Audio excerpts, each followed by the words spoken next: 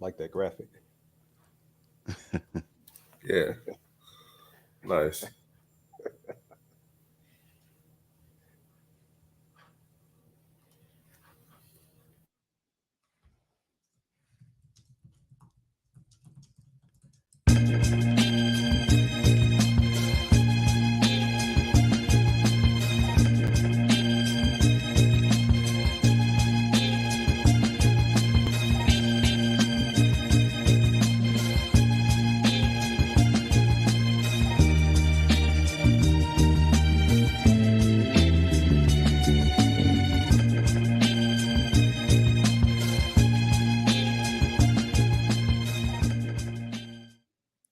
Good morning and welcome to the National Newspaper Publishers Association's Let It Be Known.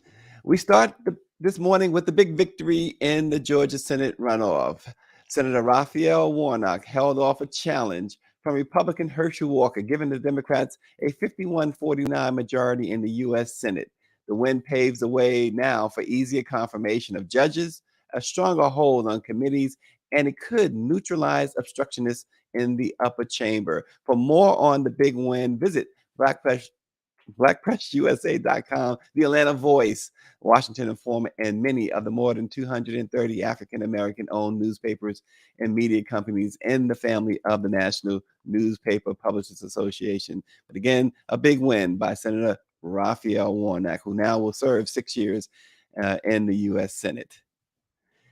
In the 1960s, a locally fashioned brand of Black pride was embraced by the masses of Black folk in America, and Black is beautiful was their traditional motto.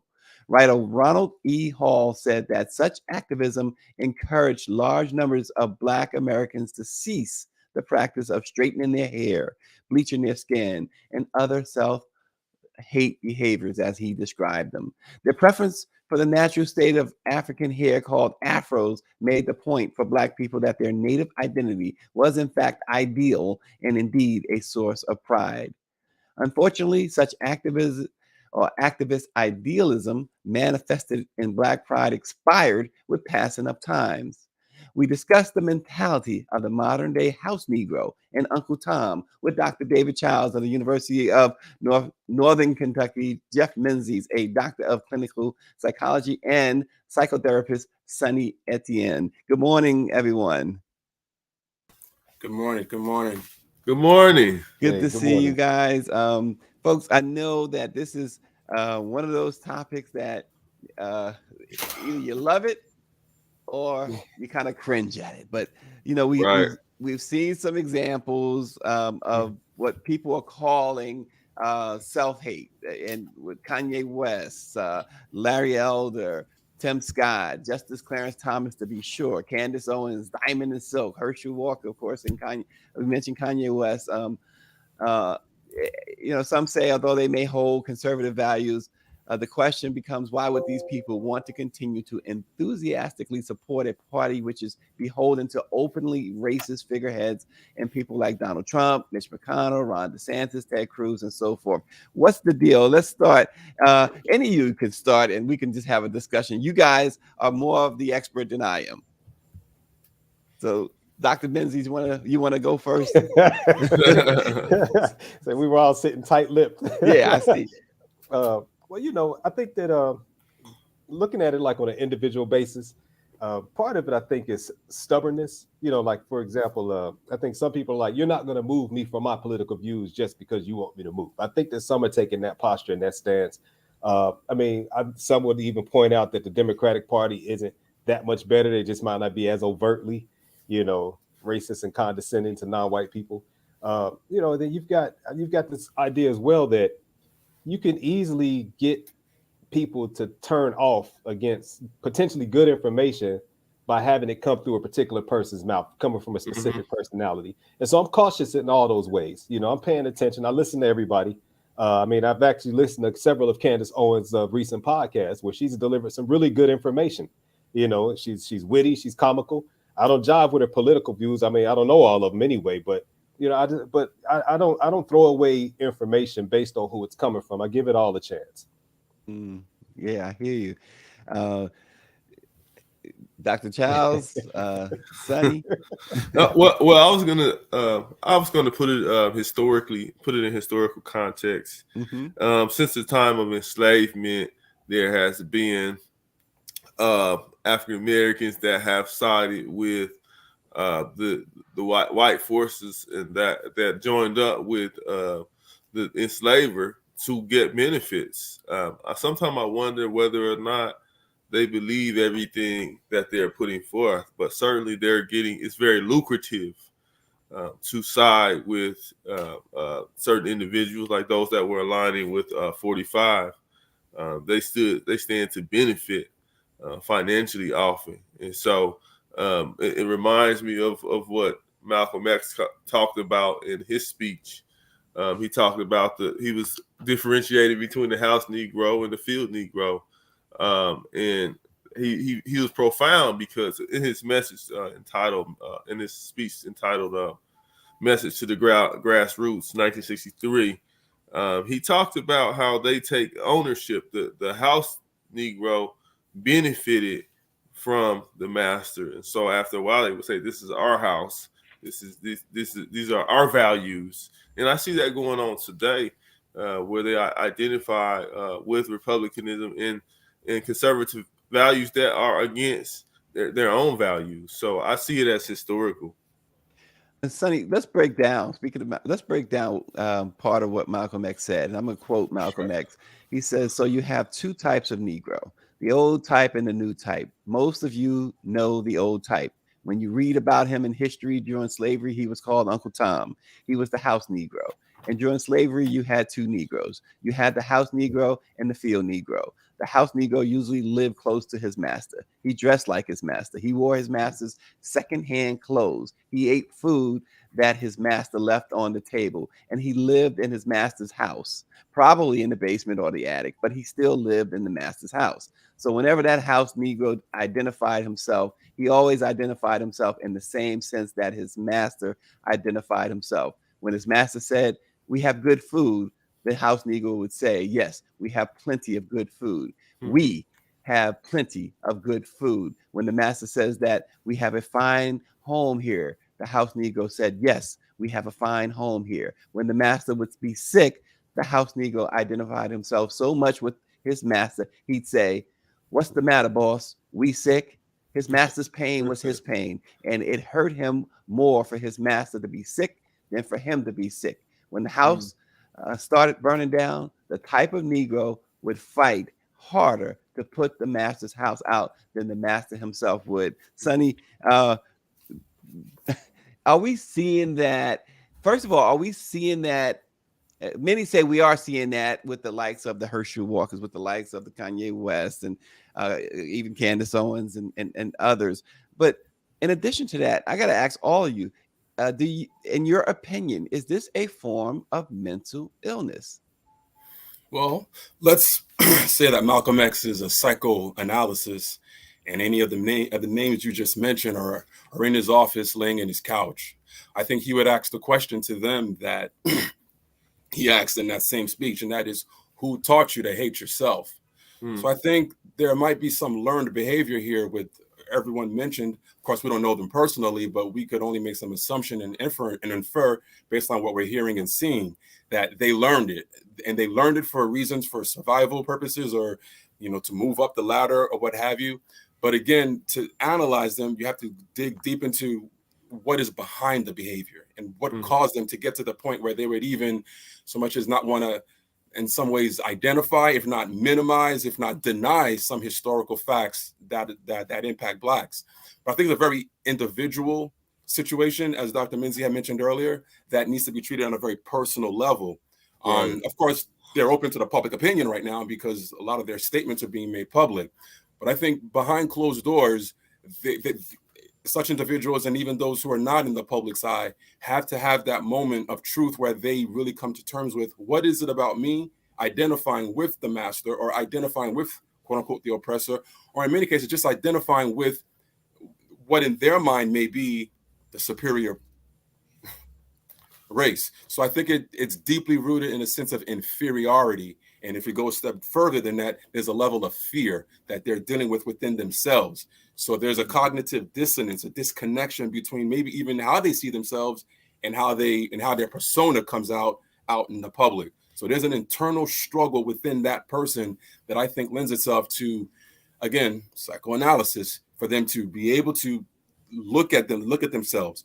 The problem is it's how far reaching it is and how it affects particularly young minds who themselves may be struggling with self-identity and see these figureheads who are constantly, in front of a camera and I was talking to Greer last night. I was saying, like, there's one in particular who's always, he's an interesting fella, and that's Charles Chuck Barkley.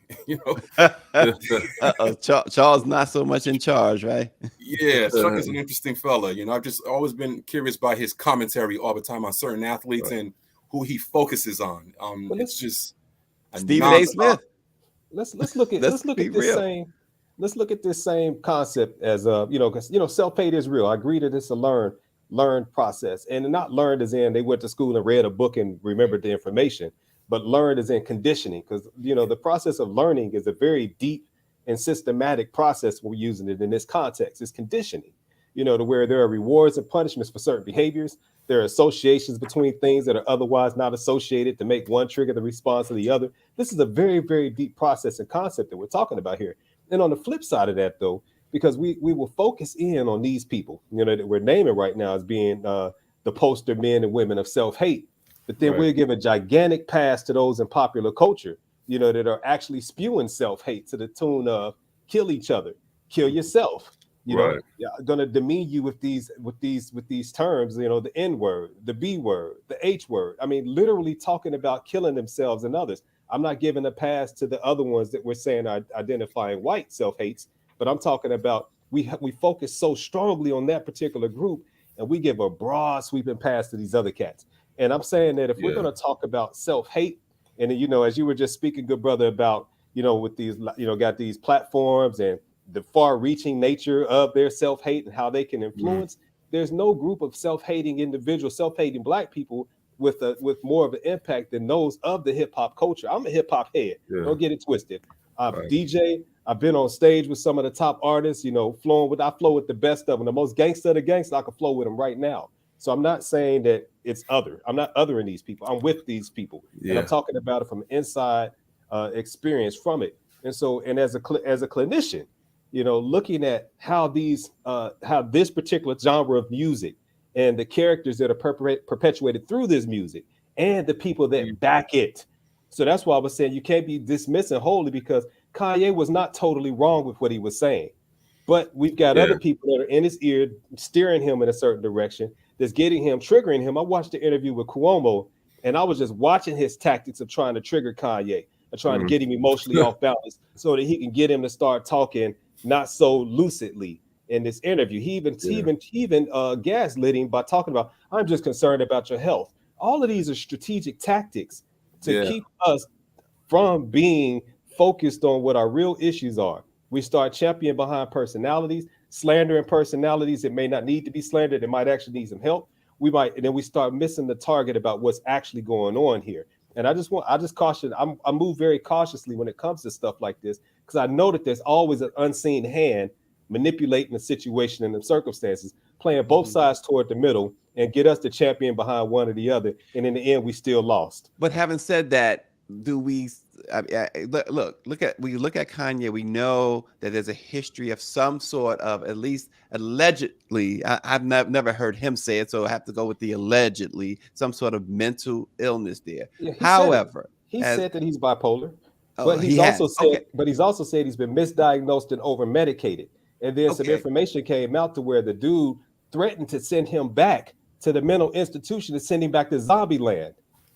We can't miss that stuff. But so how much of this is not cannot be associated or blamed on his mental health condition, because he's making choices here.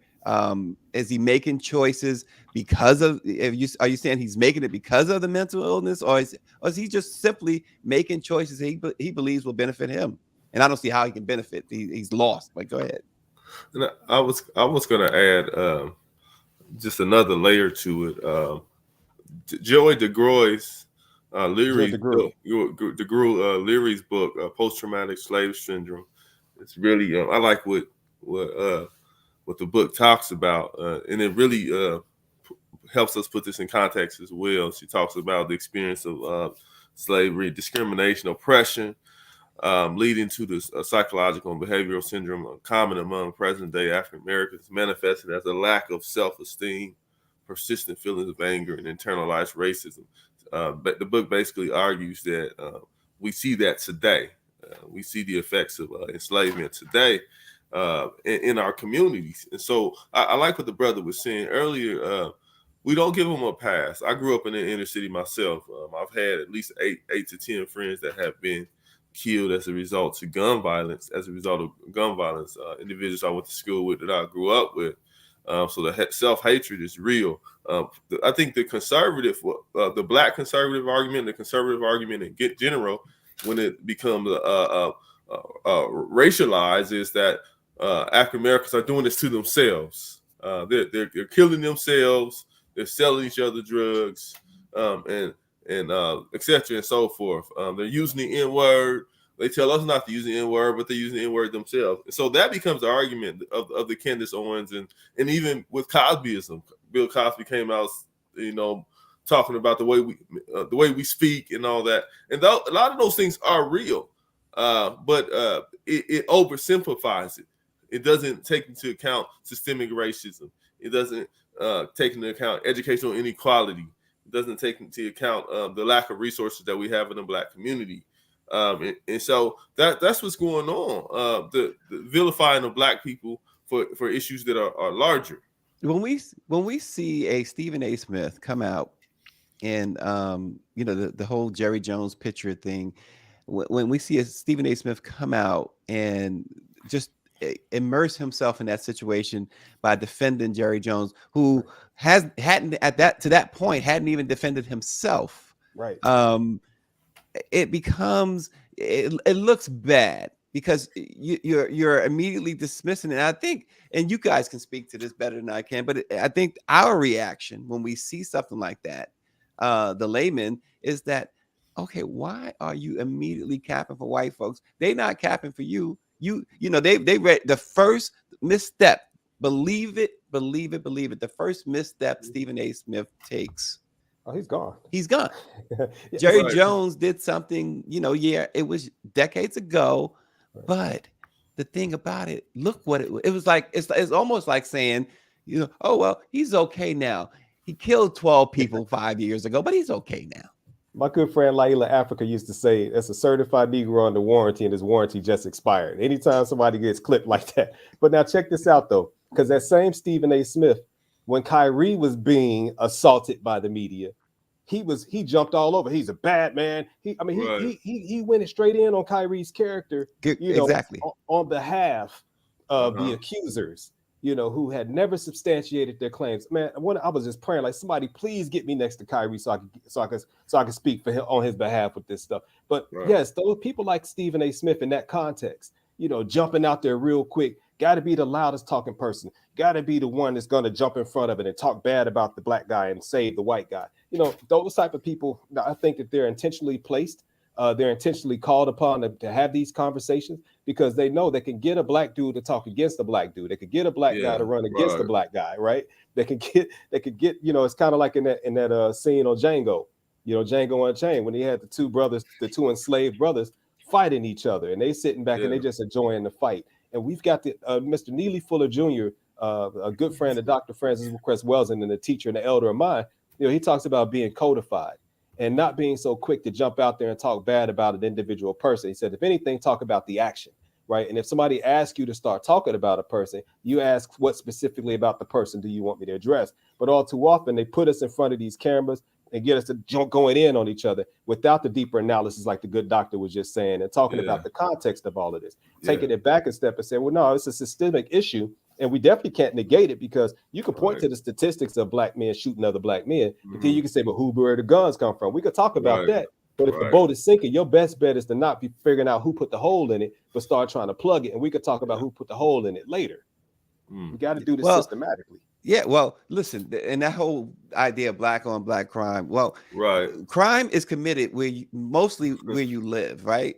In the neighborhoods you live in. So you have white on white crime, you have Mexican on Mexican. It's just the way it is. It's opportunity, right? So I think that's, and again, I'm saying this, and I know you guys, Sonny, are in a better position to talk about this than I am, but it seems like that's thrown out there every time, and we hear Candace Owens say it. Oh, y'all killed each other. There's a young guy, Sonny, Joel Patrick, who calls himself the quote, the legendary black redneck. This guy posts videos with the Confederate flag, with white men and women dancing in music videos, saying if you believe in the term white privilege, then you're the racist, and things like that. He denounces black people. He said George Floyd, that whole George Floyd myth, he died of fentanyl and not the police. He says Black Lives Black Lives Matter doesn't care about black people. He wears the MAGA hat. He calls Trump his president.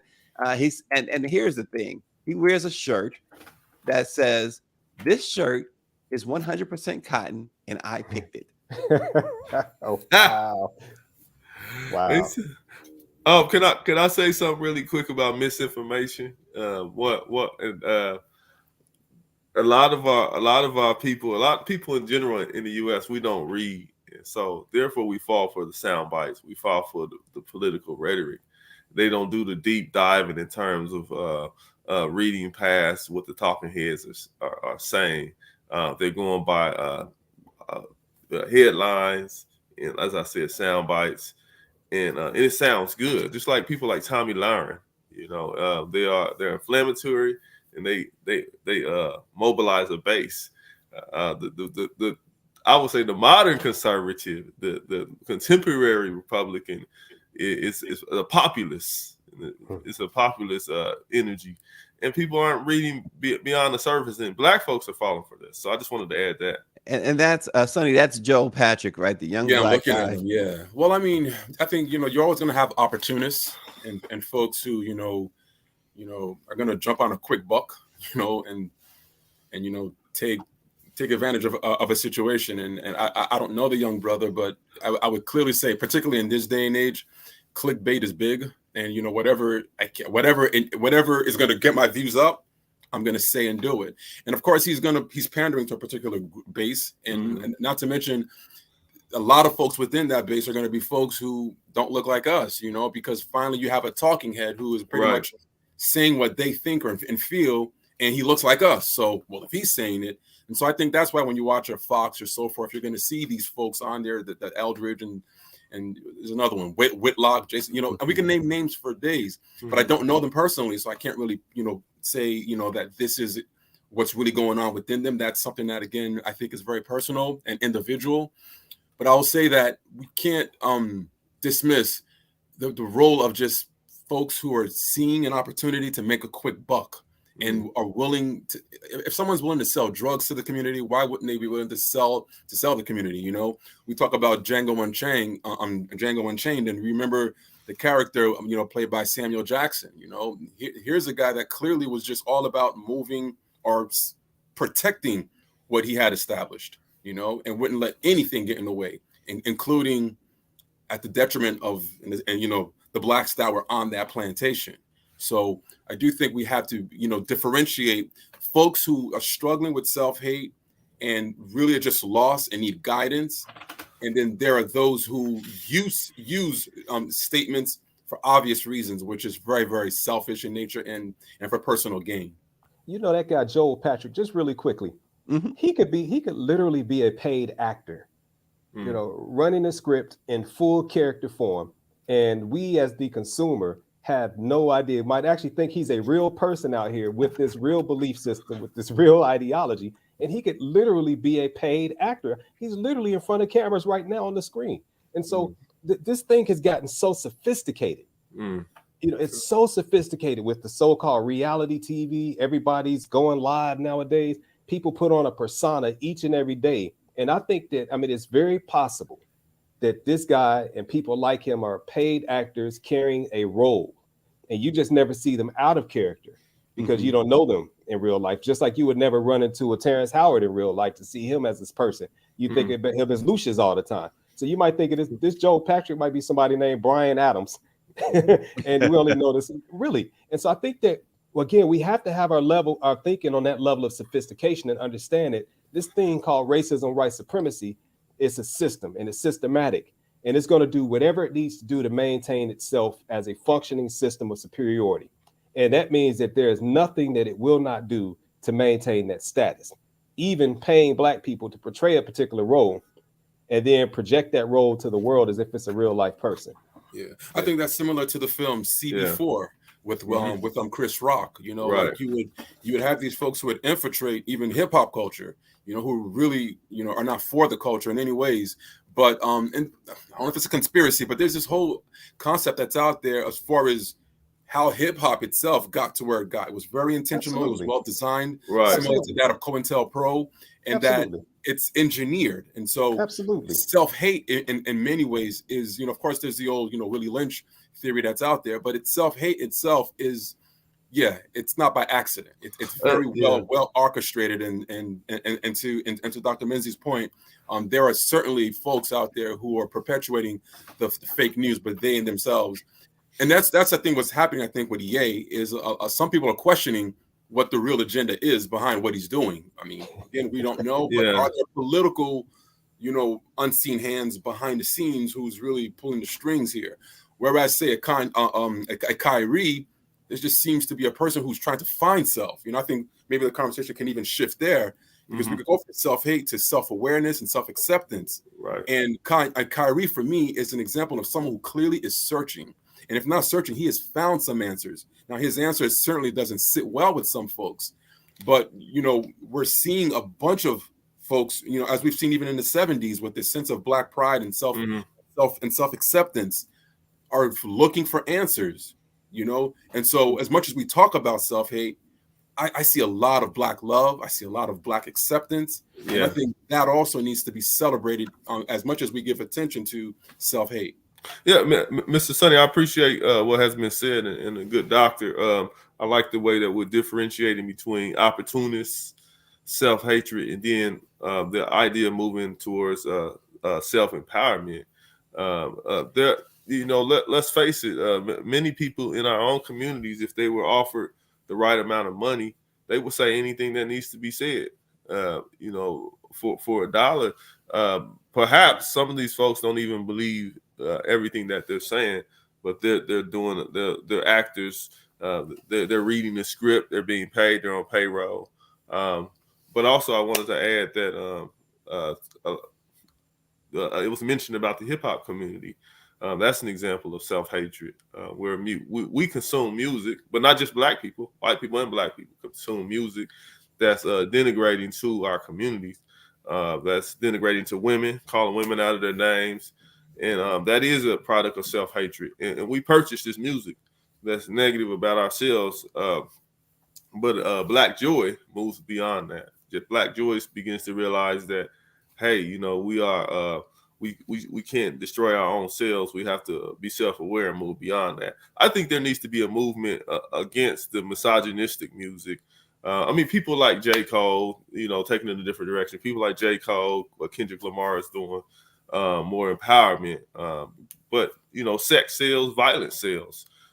In my own community, as I said, I grew up in the inner city. When I go back, that's what everybody listens to, the negative aspects of hip hop. But there needs to be a shift. And then what the white supremacists are doing and the conservatives, they're saying, see, look at this music. Look at what they're doing. They don't even like themselves. How can they say anything against us? Black on Black crime. So we've already mentioned that. So. Well, again, I think Dr. Menzies made the point earlier about who's behind the music, right?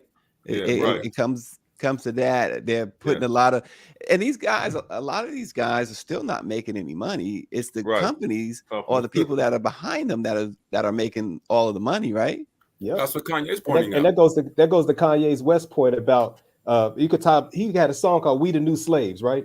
Mm-hmm. And then he came back with "Slavery is a Choice." And see, people really didn't ask him what did he mean by slavery as a choice. We just reacted emotionally. Oh my God, how can you say that our ancestors chose? And then he doubled down, of course, being who he is. But he made the song "We the New Slaves," and he was talking about how we choose and how we're the slave to consumerism, we're the slave to industry. he was talking on a very deep level about it, because even the artist formerly known as Prince put slave on his own cheek. Right. And see, so again, if we would just slow down a minute and stop letting media and our emotions lead us into our reactions and responses and understanding to this stuff, we might be better off in the end. And check this out, Dr. Wells, and she spoke at one point. She used to tell the story all the time about a client she had, a young man, and she actually don't he want to help Black people when he grows up? And he said no. And she said, why not? She said, because if you try to help Black people, they'll kill you. And so that's, what reminded me of that statement was how earlier we were talking about Kyrie. And good brother, you said he was fine. Sonny, you said that he was he on a mission. He's found something. He's trying to find himself. Yeah. And you see how he was punished behind it. But people who will be self-hating, in one way or the other, where self-hating as in self-inflicted harm and promoting harm against other Black people as a Black person, or self-hating as a Black person trying to identify as white and be conservative and all those types of things. We're talking about how Kyrie was punished for simply posting a link with no context around the link. And the really tripped out part about it is that it's on the platform of Amazon. The link was to Amazon, and Amazon CEO himself is Jewish. And so when you try to figure this whole thing out, it's like, okay, so he's being punished for what exactly? Right. And it's that self-concept, it's that self-identity. That's why Martin Luther King could be taken out. That's why Malcolm X would be taken out. That's why Fred Hampton would be taken out. You know what I mean? Right. That's why people like Dr. Wells would be suppressed and her information suppressed. That's why it's happening. And so it's a heck of a quandary that we find ourselves in. Again, this system of racism, white supremacy is thorough. Right. It's going to set up again. I'm going to shut up after this. That learned conditioning, or that conditioning piece we talked about earlier, that operant conditioning. If you can associate punishment with being outspoken as a Black man, then you're going to get less Black males and Black men to be outspoken. Why? Because the natural human tendency is to avoid punishment and go towards reward. I was just going to mention Colin Kaepernick, and how quickly we've moved on. A group of white men, in my opinion, got together in a room in an NFL and decided they were going to blackball him. No matter what was said and what the people said and how much we protested, they still didn't give him opportunity. And then Jay-Z came. Remember that? The news cycles go so fast. Jay-Z came. They offered Jay-Z a deal, and he said, "I'm gonna rock with the NFL." And all of a sudden, it was over. I think Jay-Z was rocking with himself. Yeah, that's what I mean. And that's exactly. And that's the thing as far as the opportunists. I think if we piggyback a little bit back to the Kanye, I think we all remember his second single is called what? Self-Conscious. Right. We're all self-conscious. I'm just the first to admit it. I think in many ways what we're seeing, and it's like, it's kind of like watching a reality show, the Truman Show. You're seeing the manic episode, you're seeing the depressive episode, you're seeing a guy just evolving in some ways before our eyes, because there's always a camera in front of him. Mm-hmm. But I think while it's sad, I think it is a case study for us to look at, of that damn camera. That camera and just hasn't that changed, Sonny? Hasn't that changed it's just, you're talking about changing the game. That camera has changed the game, whether it's this thing right here, that cell phone or whatever, right? Yep. Front face, I always say front jokingly, but seriously, that front facing cameras are the devil. It's like it got us in this mode to where we're always putting on, right. And matter of fact, do it for the vine. I ain't gonna do it. See, but see, you got to realize things happen progressively. So you get something like that that'll come out as a leak, it'll be something catchy. As a matter of fact, Madonna has, I don't know if she still has it, but it was a company called Let's Dance, to where they would literally create viral trends, and it would seem like they were organically happening. So like the Whippin' Nay Nay, for example, they come up with a song, and then they'll pay people or get people to do particular dances and make it seem like people are just doing these things on their own, flood the market with it in order to influence the masses that aren't a part of the conspiracy. We don't have to excuse ourselves for using the C word, because to conspire means for two or more people to come together to plan something. Interesting. We conspired to be here this morning. This is a conspiracy. Right. We conspired to be on this show this morning. It's not a bad thing. It's just a thing that actually is, right?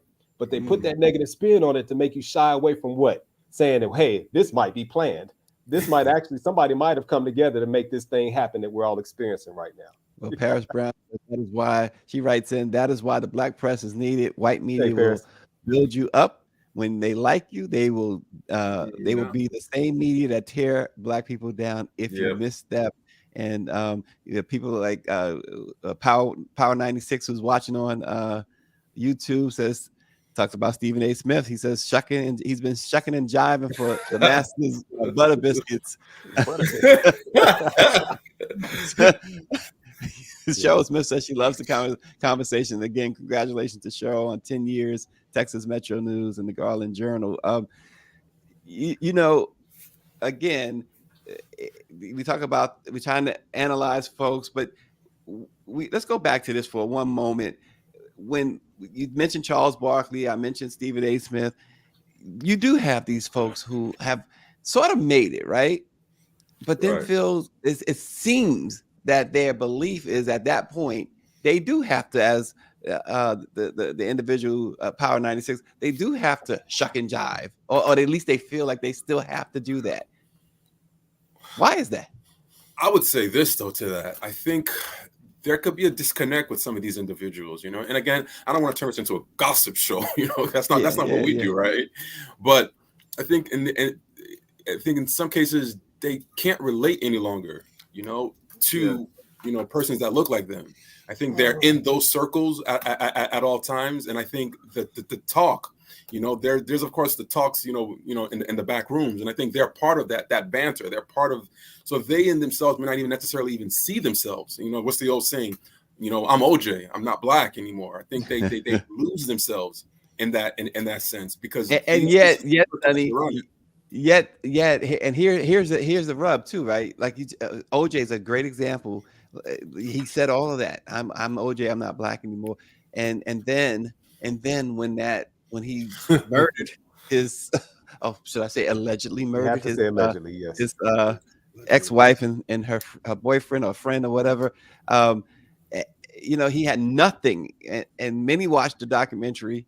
He had nothing to do with Black folks. He made it a point to have nothing to do with Black folks. In fact, he left his Black wife and cheated on with this young white woman that he eventually, many people believe, killed. But yet, during his trial, and then after, when the celebration among Black people was hysterical, it was unbelievable. Why? For someone like that, who, had nothing to do with us. I think because the everyday Black person, in that case, doesn't know that OJ has nothing to do with us. They still remember OJ, the football star, right? OJ, the actor. You know what I mean? So that's the, and then rooting for Black people. I put everything on Black, everything Black, right? And so it's still this idea of Black pride that we're talking about here, even in the face of a Black person who may or may not have turned their back on us. Like, for example, in the Charles Barkley situation, any of these celebrities, most of the time we only get sound bites from these celebrities. We don't know these people. We don't know who they're hanging out with. They might, if they're hanging out with other NBA stars, it's likely other Black people. And I would just say that maybe it's not that they don't relate to us anymore. Maybe they don't relate to us in the same way that they used to, or maybe they don't relate to a certain demographic of us anymore. I mean, Quavo. I mean, Offset, the brother from the Migos that was just killed. He's a multi-millionaire. Takeoff.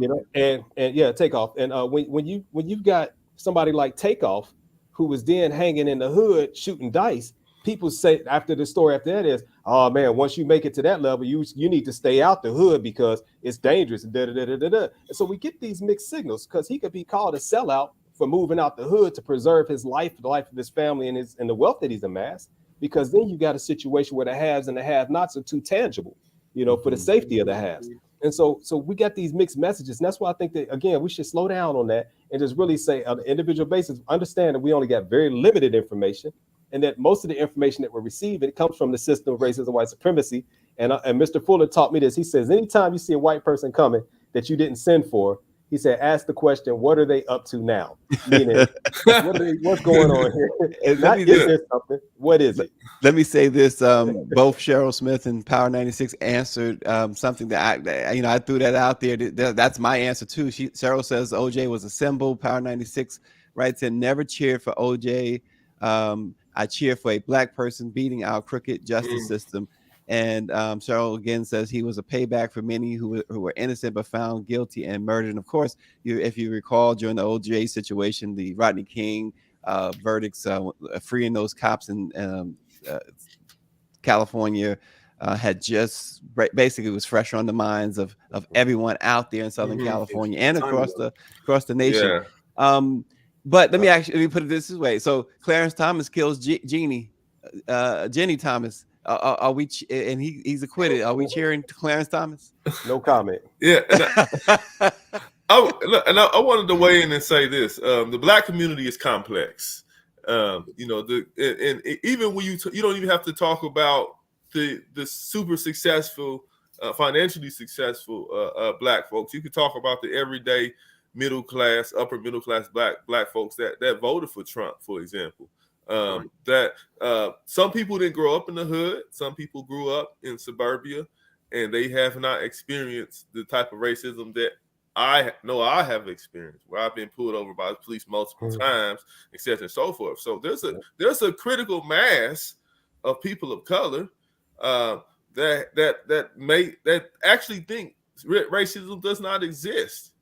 And so you have a person like Charles Barkley that so far removed from the situation at this point, perhaps, that maybe they start believing the self-hatred that they're putting out. But I remember being frustrated during the Trump years of seeing Black folks in everyday conversation, whether it was at work or in the neighborhood or at church, supporting Trump with the MAGA hats on and everything, because they saying, we always want a handout. And these are Black folks. We always want a handout. We're playing the victim. When are we going to stop playing the victim? All this rhetoric, they believe in the rhetoric because in their world, they've climbed up the corporate ladder. They live next to the white folks. They have their nice house. They're sending their children to private school. Racism is over. And so there's this detachment from the critical masses of the everyday persons like my cousins and et cetera, so forth, that live in the inner city, that don't have the same opportunity that everybody has. A lot of people are detached from that. So I think that point needs to be said about the complexity of the Black community. That's really, really important. Sonny, let me start this with you. Is Deion Sanders a sellout? I don't think so. Personally, I don't know Deion. I just know prime time. I know prime time. And I know they're questioning his decision to go to Colorado. I think Deion is looking at an opportunity for himself, and I think in some cases, some Blacks, and we could look at self-hate from the aspect of just Blacks. But even last night when I was thinking about today's show, I was looking at self-hate just within Asian communities also. So this is it permeates all cultures. Mm-hmm. But going back to Deion, I think in the case of a Deion or many others, certain opportunities are for the cause of the Black community. Like, let me take this role because of what position it puts me in. When Jay-Z says, when the wheels are spinning, it's the win-win for both me and for the community. So I think in some cases, what may look like, me selling out Colin Kaepernick, and then I'm doing the halftime shows for the Super Bowl, it's because now I got my foot in the door. I'm no longer the spook at the door. I'm in the door. And now I can hopefully give opportunities and if not open new doors for other folks. And so I think sometimes people's intentions may not necessarily be, readily available, but they actually might be doing a good thing, for, I'll take it back. You remember back in the 90s, Hammer, he was considered a sellout. Mm-hmm. But I don't think Hammer gets enough credit for how he helped hip hop get into households throughout all of America and eventually throughout the world. So I think in the case of Deion, he may have taken this opportunity because his eyes are on a bigger prize, and that prize may be, I may not get there with you, but we're gonna. Well, again, Power 96 writes in, Deion sold Jackson State as a Black power dream and left for a lily white college. There's a lot of folks who are saying that, and many are bringing other types of receipts too when it comes to what Deion stood for. People say, well, they wasn't paying him much. Deion knew what he knew going in what it was going to be, but he made this pledge about HBCUs, right? So that's the thing about it. I think Dave Chappelle, if Dave Chappelle said it in one of his jokes, he says, He says, "Is Coke better than Pepsi?" Hell, he said, "Who paid me last?" He said, "Whoever it was that paid me last, that's the one that tastes the best." And so, and he said it jokingly, but it was a message. You know, it's like, okay, so if a person, you know, Deion Sanders is a champion. He champions whatever cause he's serving in the moment. And you know, so at the time he was at an HBCU, gave him his first head coaching opportunity. While he was there at the HBCU, it was all about HBCUs, not only with his lip service, but with his where his money was. He donated his salary towards JSU. He elevated the program to a undefeated season championship. There's no way he could be considered a sellout in that regard. Now, if he went in there and tore it down, if he went in there and everything he talked about was a complaint about JSU and HBCUs, then okay, maybe he sold him out. He did what he said he was going to do. He exceeded the expectation of his contract. He went above and beyond it. Part of his contract wasn't donate half your salary to update our equipment. You know, it wasn't that. He did what he's supposed to do. And I'm gonna shut up. He did what he's supposed to do. He saw another opportunity that showed up. And I think, again, what are they up to now? I think that white supremacy as a system saw the momentum behind HBCUs that was taking place. Like, oh my God, y'all, we've got to remember on the Malcolm X movie, he did like that. He told his folks to march. Oh, classic. That's too much power for one man to have. They went in there and they disrupted that power and that momentum and said, let's get him out of there. How can we get him out of there? Y'all remember that song he made back in the 90s? Must be the money. Let's get him one of them multi-million-dollar checks. And he's prime time. Let's give him a bigger platform, brighter lights, better equipment room. Let's let him redeem this white university's football reputation for us. Yeah. And he did it. And he did not sell out. What I'm sorry, Gabrielle Union's character on Being Mary J, she said, I didn't sell out, I bought in. And he just bought in. And the ice is not colder, but their checks are bigger. The ice is not cold. The ice is colder in Colorado. It is in Colorado. Well, ice is ice wherever it is. So the check is bigger. I would just add, it's not a good look. Perhaps I wouldn't call them a sellout. It's not a good look to leave the HBCUs because we've had such a history of having negative press with historically black colleges. There was recent talk about what's the usefulness of historically black colleges. Do we still need them? But everything black is always have a stigma attached to it, and so here we are again. Somebody left an HBCU, and the assumption is that the PWIs are better, and that HBCUs are inferior, and that's the rhetoric. And so it's not a good look for him to leave the HBCU and go to the PWI. So you could look at if you sat JSU's training room and facilities next to Colorado's training room and facilities, and you didn't know which was which, and you were just objectively asked which of these training facilities is the superior facility, you would objectively acknowledge that Colorado's is. And now it's not innate. I think the issue is when we say it's innately superior and innately inferior. I think that's the key right there. But at the same time, and I love what Paris said. Shout out to Paris, one of our Baltimore sisters. She's up there in Baltimore. Yeah. She talks about how would he set a good example for other coaches. Now, it would be shame on JSU if they cannot maintain the momentum that Primetime came in there and set. And so I would be scouring for retired NFL. I would be retired black NFL players who have some desire to come and coach, who has a track record and the ability to do it. I think that HBCUs across the board should be looking at how can we continue like Ice Cube did with the Big Three League. He's taking retired NBA players and giving them a second chance to continue doing what they love. We got to remember, this is his profession. This is his career. Come out of retirement, train up this next generation. Eddie George did it down at TSU, right? We got Kenny Anderson at Fisk University right now as a head coach for the men's basketball team. We've got this wealth of our elders. So we lost our cultural tendency to maintain our elders in worthy positions and worthy and honorable positions. Instead of just throwing away these ex-pro athletes, put them to use to train and guide the next generations. That's how African societies carried ourselves. And that's why we were able to have one group of people in Egypt to map the stars for 100 years. And then 2,000 years later, they're still continuing that same system of mapping because we had a sense of continuity. We had a sense of value in all stages of life.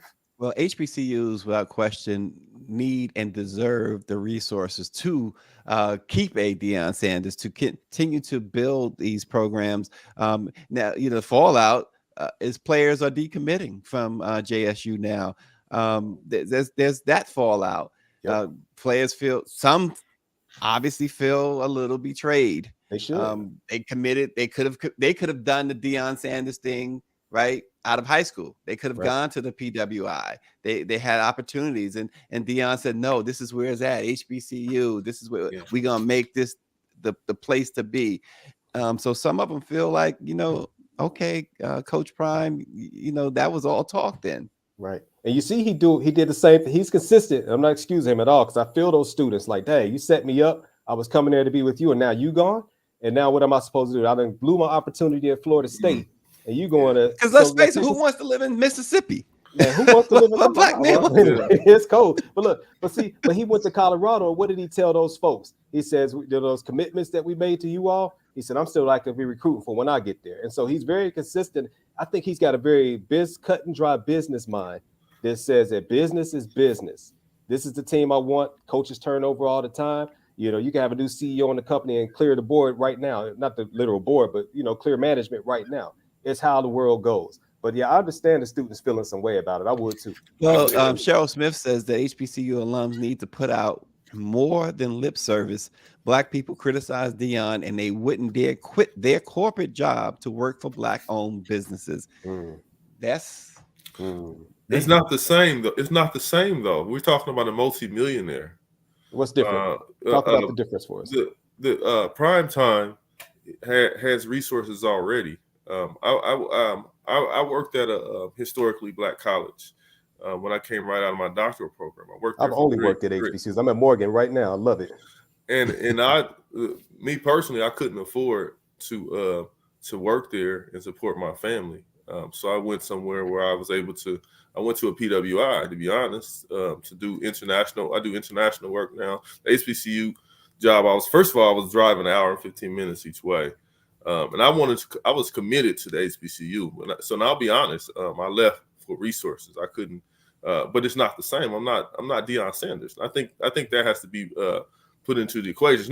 We're not comparing apples to apples. Well, see, let's do apples to apples then. All right, because neither of us are Deion Sanders. I've only attended HBCUs and I've only worked at HBCUs. I've got a family as well, and so again, you chose differently. No slight against you for your choice, just like it's no slight against me for my choice. But we can't say that we cannot support families working at HBCUs. I work with a HBCU full of people supporting families working at an HBCU. Well, it depends on what HBCU. No, it doesn't. I've worked at Fisk University. I've worked at Tennessee State University. I've worked at Morgan State University, Bowie State University, Howard University, all HBCUs. That sometimes it's adjuncts, so it wasn't like I just kept jumping around. But each and every time I've had a family.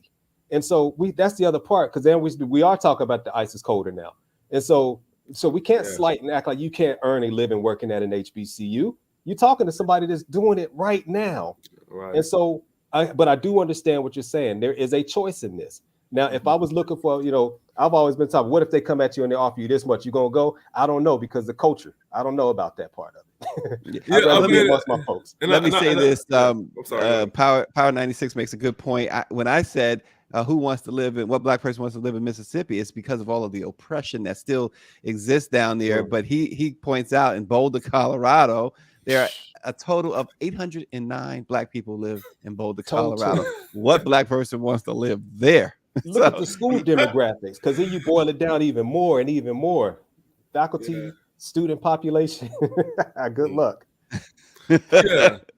I think that's an important point. All HBCUs are not equal. The one I particularly worked at had very little resources. It wasn't a Howard. Which one was it? I don't want to name, but it wasn't a Howard. It wasn't a Morehouse. So I went from Fisk to Morgan.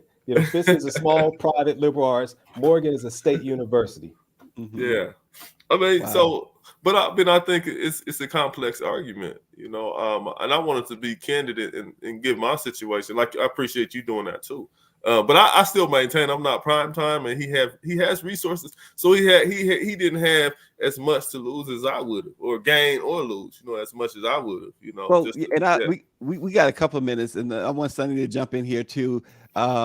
Yeah, my bad, son. with that, No. I'm enjoying. me This too, is Sonny. exactly But right. you know, Sonny says like he's laid back there. Just get the popcorn, right, Right. Sonny? Right. CEO, get my But CEO with on. that said, right? Do we overstate or do we are we out of line in any way when we do look at? Because I do look at what Dr. Childs was saying about he has resources. Is that our place to say that this person, well, you got enough money, you got enough resources? Is that our place to say that? Call that Because pocket I watching. do it. I call it pocket watching. Yeah, I think we pocket watch because there's this preconceived idea that we are this monolith and that we have to look out for one another. I think there was a song called Nickels and Dimes in which Jay-Z addresses Harry Belafonte for Right. pocket watching. He's like, how are you telling me what to do with my money? Right. Bobby Brown said it best. I made this money, you didn't, right, Ted? Right, Ted? It's my prerogative. I'm going to do what I want to do with my money. It's my life. Mhm. But I think many a times, just this connection, even right now, the camaraderie that we feel amongst each other. Sometimes we make the assumption that because you're a brother, because you're from the race, you have a responsibility to us. Right. Obligation. But I think that's an individual decision, as to whether or not I want to align myself with something that I really don't connect with. And the other thing, I'm sorry. No. Go ahead, because it goes back to, doesn't this go back to, somebody brought up Hammer. You brought up Hammer. Sonny. Hammer went broke. I mean, it wasn't one of those things, I'm gonna file for bankruptcy to protect this million. No, he was broke. And one of the things that Hammer talked about, the big reason why is that he couldn't leave the hood. He bought this huge house. Yes, he brought the hood with him. He was trying to save the hood with him and paid everybody. He didn't even know the names he was paying. Yeah, and Hammer was actually hood. I mean, dude, he was as hood as behind the scenes story about Hammer, he was gangster. And that's why when people try to say he was a seller, like, you don't know who Hammer is. Right.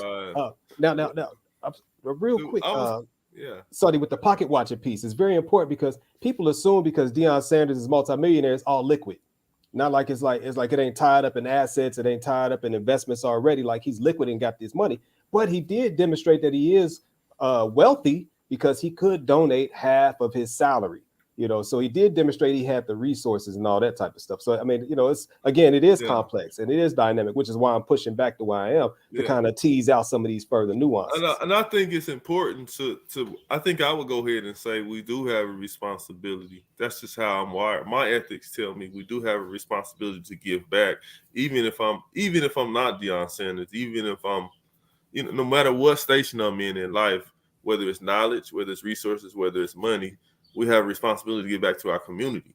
Just like that whole HBCU conversation. Brother, my hats go off to you. I wish I could do that. Perhaps I could. Perhaps I need to dig a little bit deeper. It's a choice. Because I'm wired like that too. That's the reason. The reason. Yeah, I'm sorry. When I hit the hard times, I'm calling Dr. Childs because he's wired like that. Right. Yeah, there he is. but you I think give according to what you can. It is a choice. Yeah. But I mean, I think that we do have a responsibility to give back. I mean, that's the reason why I left. When I left my graduate program, I wanted to commit to HBCU. I didn't stay, but I do think. But I can't enforce that on Jay-Z or Primetime. But I personally think in order for us to grow, we need to be giving back. You don't have to be a Jay-Z to give back to your community. Yeah. That's the whole ethic. That's the ethical piece. I think there's an understanding within our community with certain of us that we're going to give back. We should. I don't think give back means giving your whole check. That's part of the problem too in the hood. Like my cousins and et cetera and so forth. I hope they ain't listening. They expect me to give too much. Like I gotta take, I gotta eat too. You know what I mean? But David Youngblood writes in that his responsibility is to use Black businesses and services. Dr. David Childs of the University of Northern Kentucky, Jeff Menzies, a doctor of clinical psychology, and psychotherapist Sonny Etienne. Man, I wish we had more time. We already took an hour, but we really appreciate this conversation. Hang on, guys, as we sign off. I'm sure Greer wants to be able to say goodbye. But thanks so much. And thank you all for joining the Black Presses. Let it be known. We'll see you tomorrow.